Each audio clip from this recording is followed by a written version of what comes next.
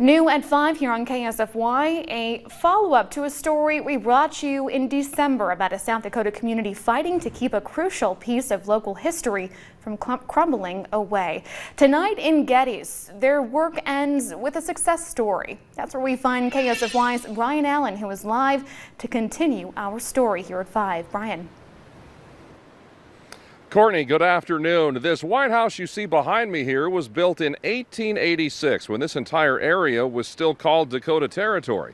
Locals say it is the crown jewel of Geddes because so many people want to stop by and see its place in South Dakota history. But if today had gone just a little differently, this house could have been lost to history. This house is 3 years older than South Dakota itself. It was the boyhood home of a man who would become a South Dakota legend.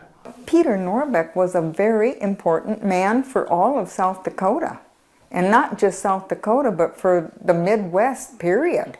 Sharon Ackley with the Charles Mix County Historical Restoration Society knows all about Peter Norbeck, South Dakota's 9th governor, responsible for developing state hail insurance for farmers, designing the state's highway system, and bringing electricity to rural South Dakota. He just always was working for South Dakota. He never quit.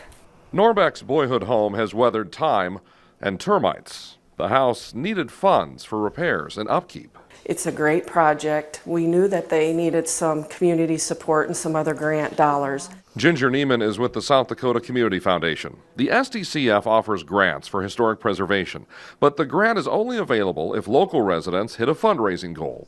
In the case of the Norbeck house, the locals had to raise $30,000. It has been hard to raise enough money. But to their credit, that money was raised, and the South Dakota Community Foundation completed the funding today with a check for an additional $3,000. We want to help rural communities as much as we want to help the larger nonprofits in the big cities. It is such an outstanding relief, feeling of, gratitude. And we're told that the money that has been raised isn't going to sit in the bank very long. One of the first projects they have to tackle here is taking care of some termite damage that they have discovered on the second level of this home. But at least they have the money to do it now. We are reporting live in a windy and wet Geddes with photojournalist Troy Timmerman. I'm Brian Allen, KSFY News. Brian, thank you for that. The community of Geddes has given the Norbeck house lasting legacy status, which means this one house is what the community wants to be known and remembered for.